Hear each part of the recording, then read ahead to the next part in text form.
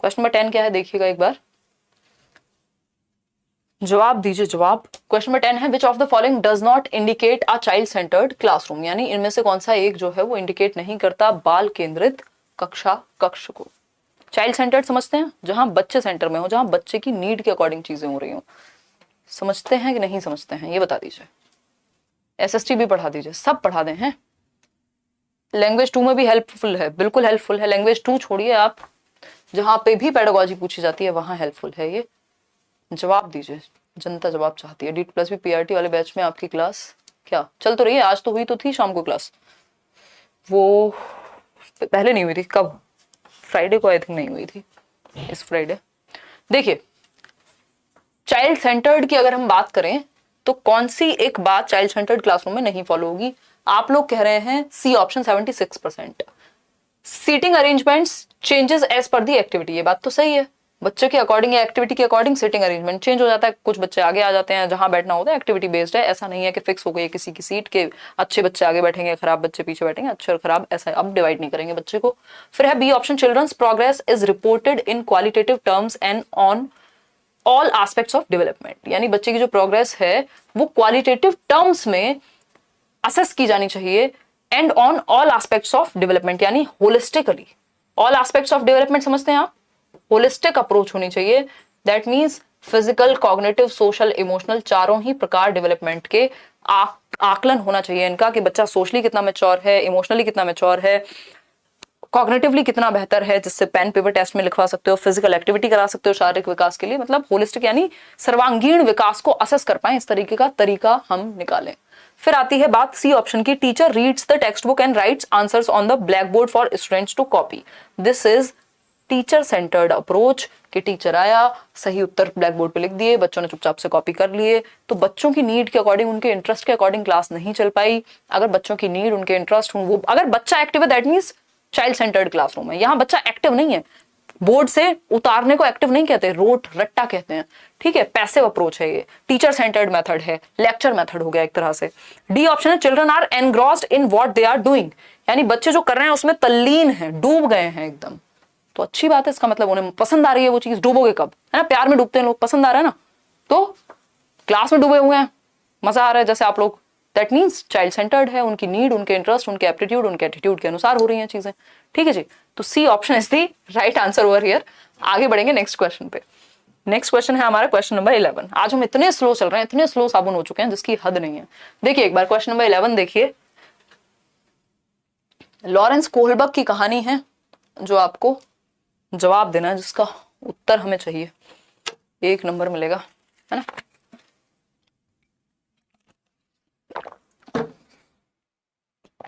कुछ लोगों को तुरंत समझ में आ जाता है, एग्जाम्पल जैसे ही प्यार की, ब्रेकअप की, दिल टूटने की, जुड़ने की बातें कर दो, हमारे टीम मेंबर्स को भी।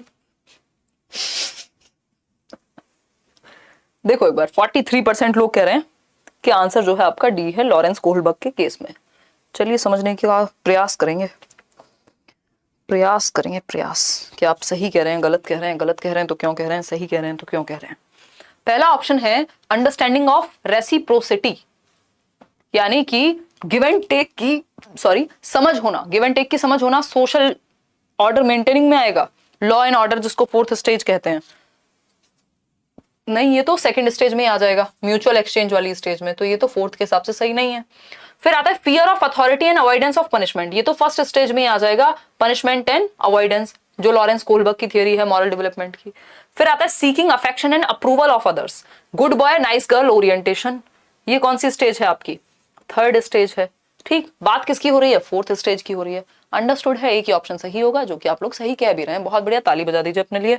T option is the right answer. Each member of society having a personal duty to uphold laws, यानी हर एक मेंबर की, हर एक सदस्य की समाज के ये व्यक्तिगत कर्तव्य है कि वो जो समाज में नियम कायदे कानून है उनको बना करके रखे। ठीक है जी, यही है सोशल लॉ ऑर्डर मेंटेनिंग, कि लॉ एंड ऑर्डर बना रहना चाहिए क्योंकि समाज का ही भला है उसमें। आगे बढ़ेंगे, क्वेश्चन नंबर 12 देखेंगे। अगर हम बात करते हैं क्वेश्चन नंबर 12 की, तो हार्वर्ड गार्डनर के अनुसार intelligence is a single entity. Harvard gardener जो कि जिनकी थियोरी का नाम मल्टीपल इंटेलिजेंस है, और वो सिंगल कह देंगे इंटेलिजेंस को, क्या मजाक है हैं? छोटे बच्चे हो क्या हैं? चलो एक बार आगे बढ़ते हैं। नेक्स्ट है there are several distinct types of intelligences, यानी कि बुद्धि के कई अलग अलग प्रकार हैं, यानी कई प्रकार की इंटेलिजेंस है। हाँ ये बात समझ में आ रहा है, सेवरल मतलब कई प्रकार है, मल्टीपल इंटेलिजेंस की बात हो रही है, ठीक है, बिल्कुल सही बात है। सिंगल एंटिटी कैसे कह देंगे गार्डनर, सपने में भी नहीं कहेंगे, समझ रहे हो, सपने में भी नहीं कहेंगे गार्डनर। क्यों? क्योंकि उनकी थियरी का नाम, जिसकी थियरी का नाम बहुबुद्धि का सिद्धांत है, मल्टीपल इंटेलिजेंस है, वो सिंगल एंटिटी कैसे कहेगा डेवलपमेंट को? ये तो कोई छोटा बच्चा ही कह सकता है अगर इस बात को कोई माने तो, या बहुत समझदार व्यक्ति ही आंसर दे सकता है, जो कि ए ऑप्शन है। 4% लोग हैं जो दे रहे हैं ए ऑप्शन आंसर। कहाँ पढ़ते हो हैं? पुराने जमाने में लोग कहते थे स्कूल के पीछे पढ़ाई करते हैं, वही कर रहे हो आप लोग। फर्स्ट ऑप्शन सही नहीं हो सकता किसी भी स्थिति में। देखो एक बार फिर है आपका C option, intellectual traits can be classified along 3 dimensions, operations, contents and products. PCO से याद कराया हुआ है, आपको याद आ रहा हो तो निमोनिक बताया है। जेपी गिलफर्ड की थियरी है 3 डायमेंशनल थियरी, जिसमें एक तरफ होता है प्रोडक्ट, दूसरी तरफ होता है कंटेंट, तीसरी तरफ होता है ऑपरेशन, ठीक है। 3D थियरी ऑफ इंटेलिजेंस कहते हैं उसको, ठीक, 3D थियरी ऑफ इंटेलिजेंस कहते हैं इसको। याद आया कुछ? इंटेलिजेंस वैसे मैंने यूट्यूब पे भी कहीं ना कहीं तो कराया होगा किसी ना किसी पुराने सेशन में भी। Three dimensional theory of intelligence, SOI model कहते हैं, structure of intelligence, 3D model of intelligence, जिसमें एक तरफ होता है प्रोडक्ट, एक तरफ होता है प्रोडक्ट, दूसरी तरफ होते हैं ऑपरेशंस, ऑपरेशंस प्रक्रियाएं कहेंगे जिनको हम, इसको उत्पाद कह देंगे, और फिर होगा कंटेंट यानी सामग्री, ठीक। PCO से याद रखना होता है ये, PCO 3 डायमेंशंस हैं इंटेलिजेंस की। कौन है ये व्यक्ति? ये व्यक्ति हैं Joy Paul Gilford, JP Gilford, और ये वही व्यक्ति हैं जिन्होंने किसकी बात की है? याद आ रहा है कुछ? याद आ रहा है कुछ? डाइवर्जेंट थिंकिंग, कन्वर्जेंट थिंकिंग, याद आ रहे हैं? JP गिलफर्ड वही सेम व्यक्ति हैं ये, है ना। इन्होंने डाइवर्जेंट थिंकिंग, डाइवर्जेंट यानी अपसारी चिंतन हर पेपर में आता है, कन्वर्जेंट थिंकिंग हर एक पेपर में आएगा, ठीक है। इन्होंने डाइवर्जेंट थिंकिंग को जोड़ा किससे? क्रिएटिविटी से, रचनात्मकता से, और कन्वर्जेंट थिंकिंग को इंटेलिजेंस से जोड़ा, ठीक है। डाइवर्जेंट थिंकिंग अपसारी सोच, जिसको रचनात्मकता से जोड़ा गया जॉय पॉल गिलफर्ड के द्वारा, और कन्वर्जेंट थिंकिंग को इंटेलिजेंस से। इतनी बात अगर हम याद रख पाए तो नंबर तो कई मिल जाएंगे, है ना। चलें आगे, आप बहुत अच्छा पढ़ाते हो, आंसू आ जाते मेरे, ये मैं सुनती हूँ ना सिद्धांत, मैं रोना शुरू कर देती हूँ, इसलिए मैं ये पढ़ती नहीं हूँ। इतनी ओवर एक्टिंग हो चुकी है ना आज के लिए, जिसकी हद नहीं है ना। आगे बढ़ेंगे, आगे बढ़ते हैं। तो ये तो JP गिलफर्ड की थियरी हो गई, तो वैसे सही नहीं है। सिंगल एंटिटी हो नहीं सकती, ये वैसे सही नहीं है। Intelligence consist of a general factor and some specific factor, यानी G+S फैक्टर, जो कि चार्ल्स स्पीयरमैन कहते हैं कि 2 फैक्टर इंटेलिजेंस होती है। 1905 में चार्ल्स स्पीयरमैन की जो है ये थियरी आई थी, जो कि गलत है यहाँ पे। तो हार्वर्ड गार्डनर की मल्टीपल इंटेलिजेंस है, जो कहते हैं कि several kinds of intelligence are there, जो कि सिर्फ B ऑप्शन में बात हुई है। 8 प्रकार की बुद्धि की बात करते हैं कि कोई हो सकता है गार्डनिंग में, यानी नेचुरल इंटेलिजेंस किसी में अच्छी हो, किसी में लोगों को समझने की इंटेलिजेंस अच्छी हो, किसी में खुद को समझने की इंटेलिजेंस अच्छी हो, कोई साइंस में अच्छा हो, कोई ग्राफिक्स में अच्छा हो, है ना। ये कौन कहते हैं? गार्डनर कहते हैं। आगे बढ़ेंगे क्वेश्चन नंबर 13 पर। बहुत ही प्यारा सा क्वेश्चन, जवाब दीजिएगा। कौन है ये व्यक्ति जो कह रहा है बैच में क्यों नहीं हंसती, बहुत सीरियस रहती हो?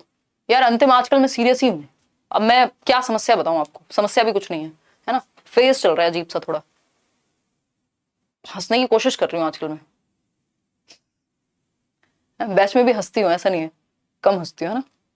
देखो एक बार, जोशी डिंपल कह रहे हैं रिपीटेड मैम प्लीज, हिंदी और इंग्लिश कैसे प्रिपरेशन करें, टेल मी। ये सारा बताया हुआ है, सारा बताया हुआ है। एक बार सीटेट की कोई भी वीडियो देख लो, किस एग्जाम के लिए पूछ रहे हो कमेंट्स में बता देना, मैं वीडियो अलग से बना दूंगी। पहले CDP समझ नहीं आती थी, अब आ रही है अनन्या, बहुत बढ़िया।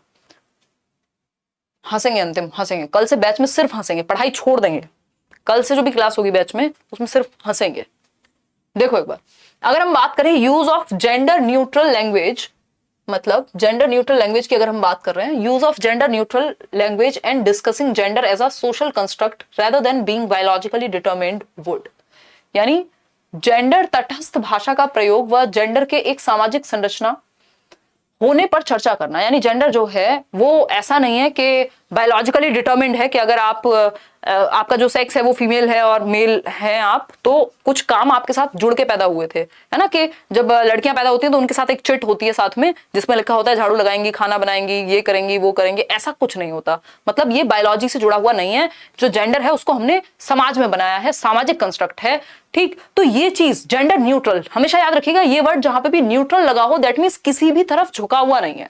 न्यूट्रल आप अपनी गाड़ी में या बाइक में देखते हैं गियर होता है, किसी भी गियर में नहीं है, दैट मीन्स न्यूट्रल है, दैट मीन्स जीरो मान लीजिए, किसी भी तरफ झुका हुआ नहीं है, बायस नहीं है, बीच में है, कहीं बैलेंस में है, तटस्थ, न्यूट्रल, ठीक। तो जेंडर न्यूट्रल की अगर हम बात करें, जेंडर न्यूट्रल लैंग्वेज की, and discussing gender as a social construct, के जो जेंडर है, जो लिंग है, वो हमने समाज में बनाया है rather than being biologically determined। ऐसा नहीं है कि बायोलॉजिकली हमें पहले से कुछ रोल्स मिल गए थे, रोल्स हमने समाज में दिए। बायोलॉजी में डिफरेंस है, महिलाएं बच्चों को जन्म दे सकती हैं, पुरुष नहीं दे सकते हैं, उनका अपना डिफरेंट रोल है, ये बायोलॉजी है, ये सेक्स है। जेंडर क्या है, जो हमने समाज में बनाया है। तो इस चीज का डिस्कशन अगर क्लासरूम में होगा कि सामाजिक संरचना है जेंडर, ऐसा नहीं है कि कोई काम लड़कियों के लिए बना है, लड़कों के लिए ही बना है, कोई भी कर सकता है, इस तरह की चीजें। जेंडर न्यूट्रल लैंग्वेज कि मतलब अगर हम ये कहेंगे कि कैमरा मैन की जगह अगर हम कैमरा पर्सन यूज करते हैं, दैट मींस वो जेंडर न्यूट्रल लैंग्वेज है कि आपको किसी के काम के साथ उसके जेंडर को दर्शाने की जरूरत नहीं है। काम इंपॉर्टेंट है, व्यक्ति कौन है नहीं है वहां पे महत्वपूर्ण। कि आप कैमरा मैन कहें, कैमरा मैन कहेंगे दैट मींस दिमाग में सिग्नल क्या जाएगा सोसाइटी में कि कैमरा की जो जॉब है वो मैन की ही है, तो कैमरा पर्सन कहेंगे। आप चेयरमैन की जगह चेयर पर्सन कहेंगे, जिससे जेंडर न्यूट्रल हो जाए चीजें, किसी भी तरफ आपकी भाषा से झुकाव ना लगे जेंडर में। तो अगर हम बात करें, आप लोग कह रहे हैं D option 50% answers, promote gender discrimination. इससे जेंडर डिस्क्रिमिनेशन कहां प्रमोट हो रहा है, यहां तो आपने हटा ही दिया। जेंडर न्यूट्रल लैंग्वेज से जेंडर डिस्क्रिमिनेशन कैसे होगा, ठीक है।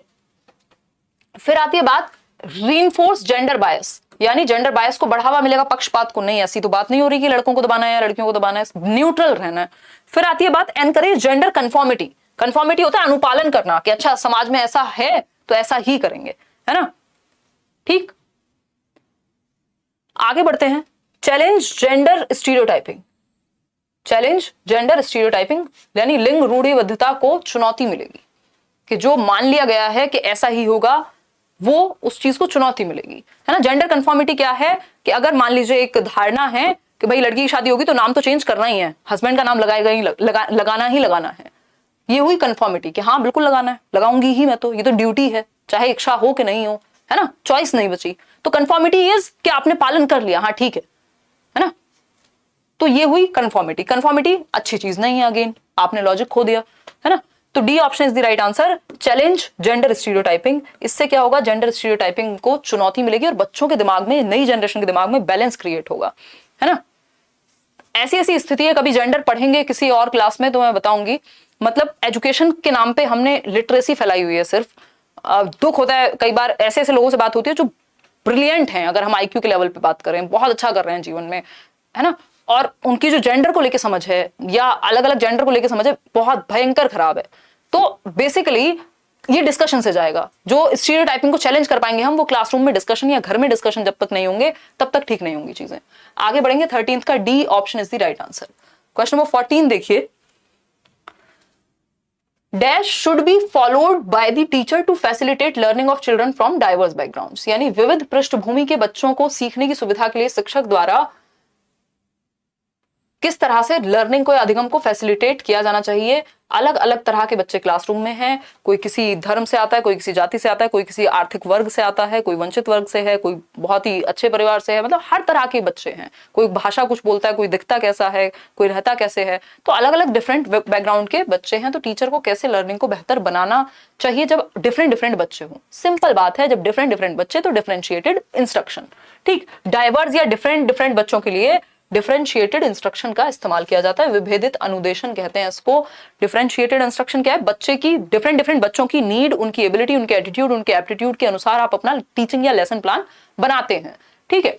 स्टैंडर्डाइज्ड हो गया, सबके लिए सेम। भाई जब बच्चे अलग अलग हैं तो सबके लिए सेम कैसे हो सकता है। Don't beat everyone with the same stick, सबको एक डंडे से नहीं हाकेंगे, क्योंकि बच्चे अलग अलग हैं तो मेथड में भी फ्लेक्सिबिलिटी होनी चाहिए। स्टैंडर्डाइज्ड का मतलब होता है यूनिफॉर्म, यानी सबके लिए एक जैसा, उससे काम नहीं चलेगा क्योंकि बच्चे अलग अलग हैं, ठीक। Text book centric, again child centre होना चाहिए। टेक्स्ट बुक सेंट्रिक क्यों होगा टेक्स्ट बुक सेंट्रिक।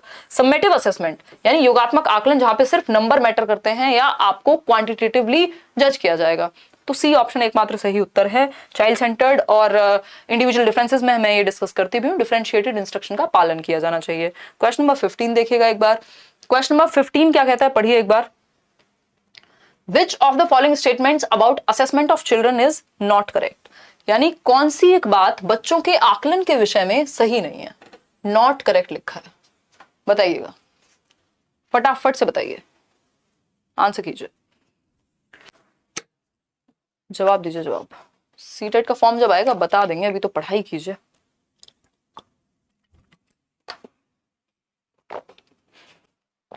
कोई कह रहा है मैडम आपकी कोई बुक है क्या? कोई नहीं, कम से कम भी तो आज की डेट में कितनी बुक्स होंगी? ये पेडागोजी क्लास नोट्स तो अभी आई है, उससे पहले एक वो थी, उसके अलावा 2 3 4 5 5 6 किताबें तो हैं ही कम से कम भी, नहीं तो, है ना। और अगर वैसे देखें तो 4 हैं, अगर टाइटल्स की बात करूं, मीडियम हटा दूं तो 4 किताबें तो आती ही हैं अभी भी। देखिए एक बार, अगर हम बात करते हैं असेसमेंट की, तो कौन सी एक बात, असेसमेंट मतलब आपने बच्चों को सिखा दिया, अब आप आकलन कर रहे हैं, या फिर सिखाते सिखाते जांच रहे हैं कि कैसा कैसा सीखा है, कैसे सीखते हैं, गलतियां कहां कर रहे हैं, कहां इंप्रूवमेंट की जरूरत है। तो कौन सी एक बात असेसमेंट के बारे में सही नहीं है? पहला ऑप्शन है assessment should be undertaken to facilitate learning and should involve diverse tools, यानी कि आकलन का या मूल्यांकन का जो प्रयोग है वो लर्निंग को बेहतर करने के लिए होना चाहिए और डिफरेंट डिफरेंट टूल्स इस्तेमाल होने चाहिए। तो ये बात तो सही है, बट हमें सही थोड़ी चाहिए, हमें चाहिए गलत, क्योंकि नॉट पूछा है, क्या सही नहीं है आकलन के बारे में। फिर आता है B option, assessment should always be conducted as an activity separate from teaching learning process. बस यही गड़बड़ हो गई, जैसी सेपरेशन की बात आती है, जैसी सेग्रीगेशन की बात होती है, अलगाव की बात होती है, तो मामला गड़बड़ हो जाएगा, क्योंकि टीचिंग लर्निंग से अलग चीज है असेसमेंट। ये पुराना थॉट है, ये टीचर सेंटर्ड थॉट है। जो हम सीसी की बात करते हैं, जो हम कॉन्टिन्यूअस एंड कॉम्प्रिहेंसिव यानी सतत एवं व्यापक मूल्यांकन की बात करते हैं, या जो एनईपी न्यू एजुकेशन पॉलिसी भी कह रही है कि 360 डिग्री असेसमेंट कीजिए, यानी 360 डिग्री होलिस्टिक असेसमेंट होना चाहिए, बच्चे के हर एक पहलू को जांचना, और सीखते सीखते ही जांच लो ना, जरूरी थोड़ी अलग से एग्जाम लेके डराना ही है आपको। तो टीचिंग लर्निंग प्रोसेस का ही हिस्सा है असेसमेंट, ताकि आप टीचिंग लर्निंग को और बेहतर कर सकें, इसलिए फीडबैक के लिए आप असेसमेंट करते हैं। तो ये बात गलत है कि सेपरेट एक्टिविटी है, टीचिंग लर्निंग से अलग है। सी ऑप्शन है assessment should give the teacher an opportunity to reflect upon her pedagogical strategies. ये बात सही है कि टीचर को अपॉर्चुनिटी मिलती है कि उसने पढ़ाया कैसे और मेथड में परिवर्तन की क्या जरूरत है। फिर आता है D option, assessment should focus upon cognitive, physical as well as psychological domains, यानी मूल्यांकन को संज्ञानात्मक, शारीरिक व मनोवैज्ञानिक क्षेत्रों पर ध्यान केंद्रित करता है। बिल्कुल सही बात है, सभी पहलुओं में आकलन होना चाहिए। जितनी भी बातें सही हैं वो सब गलत हैं, क्योंकि पूछा ही गलत है, तो जो गलत है, जो कि बी ऑप्शन है, वही सही है। ठीक है जी, आगे बढ़ेंगे, 4 क्वेश्चन और करेंगे, अभी हम 5 क्वेश्चन करेंगे, 15 हो गए हैं। क्वेश्चन नंबर 16 देखिएगा, आसान क्वेश्चन है। Inclusion in education implies that, यानी शिक्षा में समावेशन का तात्पर्य है, बताइएगा एक बार। पहला ऑप्शन है स्टूडेंट्स आर गिवन, आप पहले पोल में जवाब दे दीजिए, फिर ही हम बढ़ेंगे आगे। ऐप पे लेती हूँ यार क्लास, पुरुषोत्तम जी, करियरविल पे लेती हूँ सिर्फ और सिर्फ, और कहीं नहीं, या तो लेट्स लर्न या करियरविल, 2 ही जगह क्लासेस होती हैं। सीटेट वाले बैच में थर्सडे फ्राइडे होती है क्लास, अगर सीटेट बैच में हैं आप तो कल और परसों होगी, क्योंकि सीटेट का सिलेबस कंपैरेटिवली कम होता है बाकियों से, बाकी बैचेस से, और अभी एग्जाम है भी नहीं, तो कल मिलेंगे सीटेट के बैच में 7:30। D2+B के लिए तो आज हुई थी क्लास 6 बजे। देखो एक बार, inclusion in education implies that, यानी समावेशन जो है शिक्षा में, वो क्या इंप्लाई करता है, या समावेशन से तात्पर्य क्या है। समावेशन का सिंपल मतलब है सबको इंक्लूड कर लो, इंक्लूजन वर्ड से मतलब है इंक्लूड करना सबको, सभी को, एजुकेशन, हर प्रकार के बच्चे को। आप लोग कह रहे हैं 83% लोग कि C option is the right answer. चलिए पढ़ते हैं। पहला ऑप्शन है students are given admission selectively on the basis of their ability, यानी बच्चों को उनकी क्षमताओं के आधार पर चुनिंदा रूप से ही प्रवेश दिया जाना चाहिए। जी नहीं, चुनिंदा नहीं, हर बच्चे को एडमिशन मिलना चाहिए। आप अपनी मर्जी से नहीं रोक सकते कि बच्चे के नंबर कम आए हैं, ये तो बच्चा ऐसा है, इसको देखने में समस्या है तो हम एडमिशन नहीं देंगे, ऐसा नहीं होता इंक्लूसिव एजुकेशन में। Students make adjustments as per the demands of school, यानी बच्चे जो हैं वो एडजस्टमेंट कर लेते हैं स्कूल की डिमांड के अनुसार। जी नहीं, स्कूल को बच्चे की डिमांड के अनुसार एडजस्टमेंट करना है, क्योंकि स्कूल बच्चे के लिए है, बच्चा स्कूल के लिए नहीं है। ठीक, मतलब सिस्टम जो है वो बच्चे के लिए बनाया गया है, तो सिस्टम में परिवर्तन बच्चे के अनुसार होना चाहिए। चाइल्ड सेंटर्ड एजुकेशन की बात करते हैं हम। फिर आती है सी ऑप्शन, आता है आपका all students study in same school irrespective of their differences. ये बात बिल्कुल सही है कि हर बच्चा पढ़ पाए, बजाय कि उनके अंदर कितनी भी विभिन्नताएं हैं, व्यक्तिगत विभिन्नताओं के बावजूद भी अंडर द सेम रूफ एक ही स्कूल में हर तरह का बच्चा पढ़ पाए, बस टीचर अपने मेथड में और अपनी प्रणाली में चेंजेस आए, सिस्टम में चेंजेस आए। ठीक, students with disabilities study separately in special school. जी नहीं, स्पेशल स्कूल नहीं, इंक्लूसिव स्कूल होना चाहिए। स्पेशल स्कूल क्या होता है? ब्लाइंड स्कूल है, जिनको देखने में समस्या है वो सब उस स्कूल में जाएंगे, जिनको सुनने में समस्या है वो उस स्कूल में जाएंगे। ऐसा यहाँ नहीं होगा, यहाँ पे सारे बच्चे एक साथ सीखेंगे। ठीक है, तो C option is the right answer. आगे बढ़ेंगे क्वेश्चन नंबर 17 पर। Which of the following disability cause challenges in reading and comprehending the written material? यानी कौन सी एक डिसेबिलिटी है, कौन सी एक अक्षमता है जो चैलेंज क्रिएट करती है पढ़ने में और कॉम्प्रिहेंडिंग यानी समझने में। पढ़ने में और समझने में कौन सी एक डिसेबिलिटी प्रॉब्लम क्रिएट करती है? जहां बात पढ़ने और समझने की आ गई, दैट मीन्स सिंपल आंसर क्या होगा?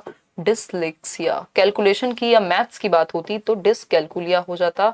ठीक है, हियरिंग इम्पेयरमेंट, यहाँ पे सुनने की तो कोई बात ही नहीं हो रही, पढ़ने की और समझने की बात हो रही है। लोकोमोटर डिसेबिलिटी होती है चलने फिरने में, जॉइंट्स में दिक्कत। तो डिसलेक्सिया यहाँ पे पठन वैफल्य यानी पढ़ने में विफलता को पठन वैफल्य कह रहे हैं, वैकल्य कह रहे हैं, जो कि डिसलेक्सिया है। तारे जमीन पर वाले ईशान अवस्थी को याद कीजिए, है ना। अब जो बच्चा पढ़ेगा गलत वो लिखेगा भी गलत, तो कई बार डिसलेक्सिया वालों को डिसग्राफिया जैसी समस्या भी सामने आती है। क्वेश्चन नंबर 18 देखिएगा एक बार। Which of the following will hinder inclusion of learners from disadvantaged and deprived groups? यानी कौन सा एक ऑप्शन है जो हिंडर करेगा यानी रुकावट बनेगा ऐसे बच्चों को इंक्लूड करने में, उनके समावेशन में जो वंचित समूह वर्ग से हैं या फिर जिनको प्रॉपर एडवांटेज नहीं मिला, जो किसी भी वजह से हाशिए पर हैं यानी वंचित समूह वर्ग से हैं, या तो उनको सोशली अलग थलग रखा गया है या फिर एक जगह से दूसरी जगह मूव करते रहते हैं, उतनी अपॉर्चुनिटीज नहीं मिली हैं, रोजगार के अवसर नहीं मिले हैं, कई लोग उनको मतलब समाज या आर्थिक रूप से, सामाजिक और आर्थिक रूप से किसी भी तरह से वंचित हैं।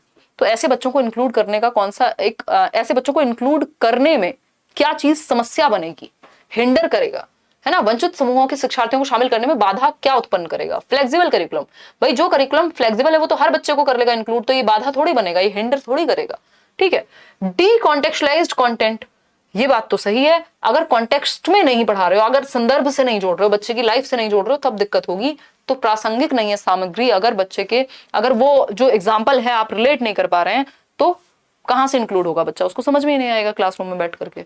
फिर है बात लर्नर सेंटर्ड पेडागोजी, ये तो हमेशा अच्छी होती है, लेकिन हमें तो बाधा पूछा है हमसे, तो कॉम्प्रिहेंसिव इवैल्यूएशन होता है ऑल एस्पेक्ट्स में, यानी हर एक पक्ष में आप बच्चे का आकलन कर पाओ। ठीक, सारी बातें पॉजिटिव हैं, सिर्फ डी कॉन्टेक्चुअलाइज्ड। मैंने आपको लास्ट टाइम भी कहा था ये प्रासंगिक होता तो ये ऑपोजिट हो जाता। डी का मतलब हो गया कि कॉन्टेक्स्ट में नहीं पढ़ाना। ठीक, तो सही उत्तर है बी ऑप्शन, क्योंकि नेगेटिव पूछा है हमसे, हिंड्रेंस पूछा है, रुकावट पूछा है। क्वेश्चन नंबर 19 देखिएगा एक बार। क्वेश्चन नंबर 19 है use of diverse pedagogical strategies by the teachers will help in inclusion of, यानी जो डाइवर्स पेडागोजिकल नीड्स है, यानी डिफरेंट पेडागोजिकल नीड्स है, पेडागोजिकल मतलब मेथड में परिवर्तन की जरूरत है, कौन सी एक स्ट्रेटजी जो है डिफरेंट बच्चों को डील करने के लिए टीचर को अपनानी चाहिए इंक्लूसिव एजुकेशन में, बताइए एक बार। पहला ऑप्शन है स्टूडेंट्स विद स्पीच इंपेयरमेंट, मतलब कि स्पीच इंपेयरमेंट है, बोलने में दिक्कत है बच्चे को, उस तरह के बच्चे को शामिल करें। स्टूडेंट्स विद विजुअल इंपेयरमेंट, जिनको देखने में समस्या है उनको शामिल करें, उनके लिए स्ट्रेटजीज डेवलप की जाए। बच्चे जो कि गिफ्टेड हैं, जो जल्दी से समझ लेते हैं किसी चीज को, तो उनके लिए भी स्ट्रेटजी होनी चाहिए ताकि वो उनके लिए कुछ चैलेंजिंग टास्क हों, ताकि वो बोरियत महसूस ना करें।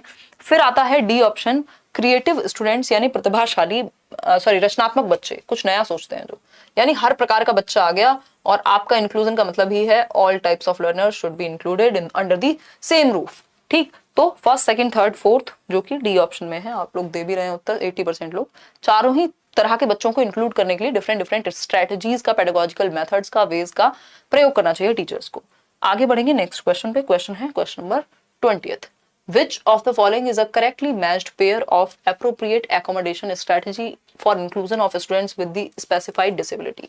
यानी किसी एक बच्चे को अगर कोई स्पेसिफिक डिसेबिलिटी है, कोई विशिष्ट दिव्यांगता है अगर, तो कौन सा एक मेथड करेक्टली मैच्ड है, मतलब एक तरफ एक डिसेबिलिटी लिखी है, उससे एक रिलेटेड वे लिखा है कि इस डिसेबिलिटी को डील करने का ये तरीका है, तो आपको मैच करना है पेयर को। डिसग्राफिया वाले बच्चे को आप क्या करेंगे, कंपलसरी राइटिंग दे देंगे, जिसको लिखने में समस्या है उसे लिखने का ही काम देंगे, तो उल्टा नहीं हो गया, ये आप टॉर्चर कर देंगे बच्चे को, गलत तरीका है।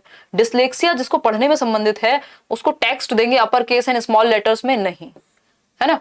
उसको बड़े लेटर्स में तो दोगे, छोटे लेटर्स में क्यों दोगे? जिसको देखने या पढ़ने में पहले ही समस्या है। लोकोमोटर डिसेबिलिटी होती है चलने फिरने में समस्या। Provision of classes on ground floor, ये बात सही है कि जो दिव्यांग बच्चा है उसको भूतल पर कक्षाओं का प्रावधान होना चाहिए। भूतल मतलब अगर भाई आपको पता है कि किसी को समस्या है, जैसे मेरी मदर को घुटनों में काफी सालों से समस्या थी, अभी तो नी रिप्लेसमेंट हो गया, तो ह्यूमैनिटी के नाते क्या है कि भाई उनकी क्लासेस जो है वो फर्स्ट फ्लोर या सेकंड फ्लोर पे ना लगा करके ग्राउंड फ्लोर पे क्लासेस अरेंज हो जाए तो ज्यादा बेहतर है ना, पीरियड्स। तो ये क्या है बेसिकली, ये सही तरीका इंक्लूजन का। बेसिकली हम बच्चों पे ज्यादा ध्यान देते हैं ऑब्वियसली।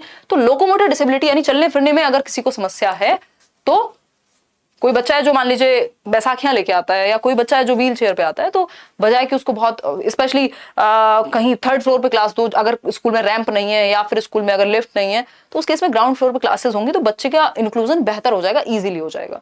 बात तो सही है। फिर भी पढ़ लेते हैं D option, visual impairment using sign language for communication, यानी कि संचार के लिए सांकेतिक भाषा का उपयोग करना। देखो विजुअल इंपेयरमेंट के लिए साइन लैंग्वेज यूज करोगे, मतलब जिसको देखने में समस्या है उसको ये कहोगे, इशारों में बुलाओगे आजा, है ना, कैसी सी बात है ये, बिल्कुल इलॉजिकल हो गई। साइन नहीं, टैक्टाइल लैंग्वेज का यूज किया जाता है, साइन का नहीं, है ना। जिसको देखने में समस्या है, जो देख ही नहीं पा रहा, उसको कहोगे इधर आ जा ऐसे मुंह बंद करके, तो खराब हो गया भाई। साइन लैंग्वेज वहां काम नहीं करेगी। साइन लैंग्वेज कहां काम करेगी? जिसको हियरिंग इंपेयरमेंट है, जिसको सुनने में समस्या है।